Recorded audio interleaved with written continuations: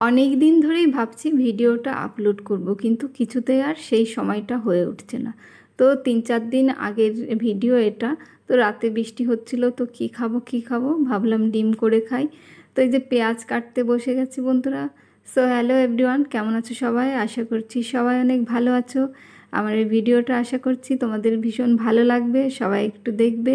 তো এই দেখো, আমি তো পেঁয়াজ কাটতে বসে গেছি। আমার পেঁয়াজ কাটতে গেলেই চোখ দিয়ে জল পড়ে যায়, তবুও কিচ্ছু করার নেই।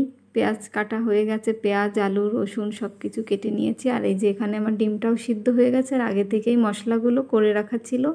তো এই যে ডিমটা আমি খোসা ছাড়িয়ে নিয়েছি, আর এখানে তেলে দেখতে পাচ্ছ আমি পেঁয়াজ রসুন ভেজে নিয়ে মশলাটা দিয়ে দিয়েছি। কষিয়ে নিয়ে ভালো করে ডিম আলু এই যে এর মধ্যে দিয়ে দিচ্ছি, একটু নাড়াচাড়া করে এবার একটু জল দিয়ে দিচ্ছি। জলটা দিয়ে আবার একটু নেড়ে চেড়ে এবারে আমি ঢাকা দিয়ে কিছুক্ষণ এভাবে রেখে দেবো।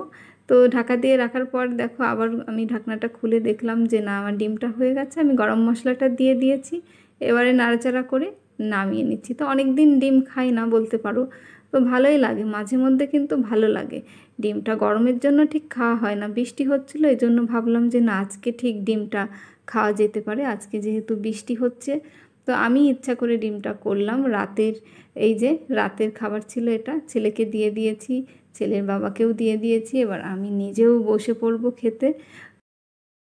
তাই আমি দেরি না করে আমি নিজেও এবার বসে পড়লাম খেতে। এই যে দেখতে পাচ্ছ আমি নিয়ে নিচ্ছি। তো খেয়ে দেখলাম যে না, ডিমটা খারাপ হয়নি, ভালোই হয়েছে। আমার তো ভালোই লেগেছে, খুব একটা খারাপ হয়নি, মোটামুটি যাই হোক হয়েছে। তো রাতের খাবারটা তো হয়ে গেল সবার। তো আমরা যারা গৃহিণীরা আছি, প্রতিদিন একই চিন্তা আমাদের, কি রান্না করব, কি খাবো, এটা রোজকার চিন্তা আমাদের। আবার রান্না বান্নার পরে এই দেখতে পাচ্ছ এখানে বাসন কুসন সব আমি পরিষ্কার করে নিচ্ছি, ধুয়ে নিচ্ছি। তো সব কিছু কমপ্লিট হয়ে গেছে। রাতের খাবার খাওয়ার পরে কিন্তু আমি সব বাসন কুসন এভাবে ধুয়েই রাখি, ধুয়ে মুছে রাখি, গ্যাস ট্যাস সব পরিষ্কার করে রাখি, তাহলে আমার ভালো লাগে। এভাবেই আমাদের গৃহিণীদের সারাদিনের কাজ চলতেই থাকে। তো বন্ধুরা, শুভরাত্রি, সবাই অনেক ভালো থেকো, টাটা।